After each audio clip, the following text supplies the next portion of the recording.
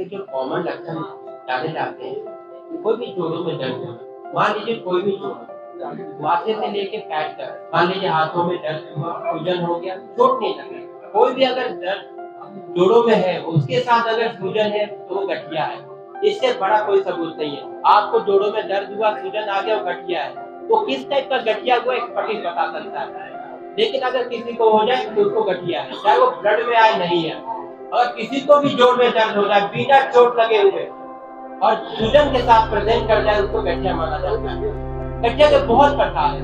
ये गठिया आम हुआ, इसके बाद बहुत बार बार बुखार आना, बार बार टेस्ट कराता है, बोलता मलेरिया हो गया, टाइफाइड हो गया, 6 महीने से दवा खा रहे लेकिन बुखार नहीं उतर रहा, वो भी गठिया है। मुंह में छाले आ गए, ठीक नहीं हो रहे, वो भी गठिया है। बाल झड़ गया, जिसका कोई कारण नहीं, वो भी गठिया का प्रकार है। लाली पना चेहरे पे आ जा रहा, वो भी गठिया का प्रकार है। कोई घाव बड़े बड़े पैर में हो जाते, वो भी गठिया है। कमर अकड़ जाता सुबह उठने में, यंग आदमियों में, वो भी गठिया है। तो आम भाषा में जोड़ों के दर्द और सूजन को गठिया माना जाता है, लेकिन इसकी बहुत वैरायटी है। आज भी हम लोग के लिटरेचर में मोर देन 80 टाइप्स ऑफ गठिया है, लेकिन जो आम हम लोग देखते हैं, आम भाषाओं में 8 से 10 प्रकार के देखते हैं। कैसे चेक क्या होता है और कितना दिनों में मरीज को जो है जैसे कोई मरीज आता है, सिम्टम बताता है, मोस्ट ऑफ द टाइम तो हमें देखने से पता चल जाता है, जोड़ों में देखने से हाँ गठिया आपको है। लेकिन हाँ, गठिया का टाइप बताना बहुत जरूरी होता है। क्यों जरूरी होता है?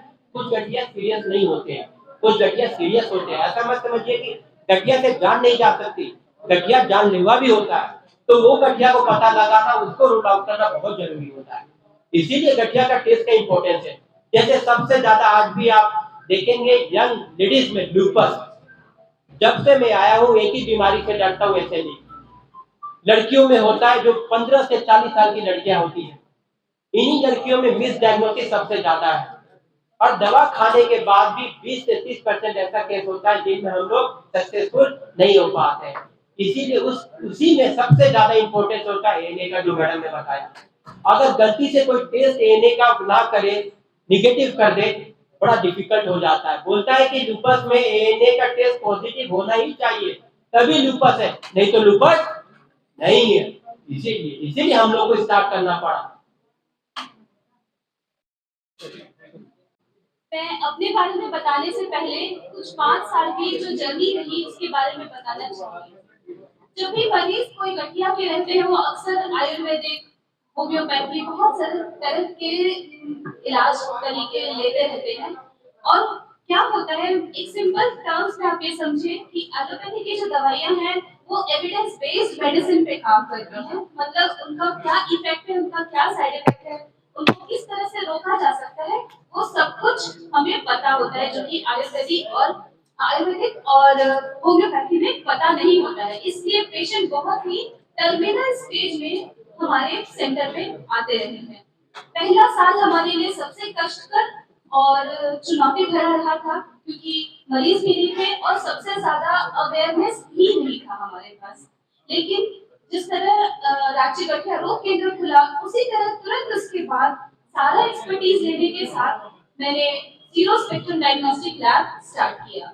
जो भी जांच अगर गठिया या ऑटो इम्यून डिजीज रिलेटेड है, वो हमारे सेंटर में आज होती है। उस समय हफ्ते पहले पहला साल हमारे लिए इसलिए डिफिकल्ट था कि एक तो मरीज को पता नहीं था, अगर मरीज आते थे तो जांच जो बाहर जाती थी वो 1 हफ्ते 2 हफ्ते लग जाते थे उनकी रिपोर्ट आने में, सिर्फ रिपोर्ट आने में। और उसमें भी रिपोर्ट में पॉजिटिव नेगेटिव क्या क्वांटिफिकेशन है कुछ भी नहीं पता। और अगर रिपोर्ट आई तो वो पेशेंट के सिम्टम से मैच ही नहीं होता था। इसकी वजह से प्रॉपर डायग्नोसिस ही नहीं कर पाता था। और इस चीज को चैलेंज को हम लोगों ने लैब के थ्रू ओवरकम किया। करेंटली झारखंड में एएनए आईफा, अगर आप समझे तो, और anti nuclear antibodies by immunofluorescence ऐसे मेथड डेवलप किया, जो कि आज झारखंड में सिर्फ हमारे सेंटर पे होता है और 24 घंटे के अंदर रिपोर्ट मिलती है। आप बाहर भेजेंगे तो ये 3 से 5 दिन, बहुत सारी जगहों पे 7 दिन में रिपोर्ट आती है। और ये सबसे बड़ी सटीक जांच के लिए सबसे इम्पोर्टेंट टेस्ट है। धीरे धीरे जो हमारा दूसरा साल रहा, जब हम पहले तल्ले पर थे, पहले साल में दूसरे साल भी हम लोग वहीं पर थे, तीसरे साल हम लोग यहाँ सेंटर में डे केयर फिजियोथेरेपी के साथ हम लोगों ने फुल फ्लेजेड इसको स्टार्ट किया। फिर भी बहुत सारे हिंड्रेंसेस थी, लेकिन डॉक्टर विंध्याचल ने हर चीज को एक एक करके ओवरकम किया। जब दिक्कत आई तो इन्होंने एक छोटी सी किताब लिखी गठिया के बारे में, एक छोटी सी बुकलेट जिसका नाम था गठिया रोग की संपूर्ण जानकारी। और वो छोटी सी बुकलेट पेशेंट लोग के लिए बहुत ही कारगर साबित हुई।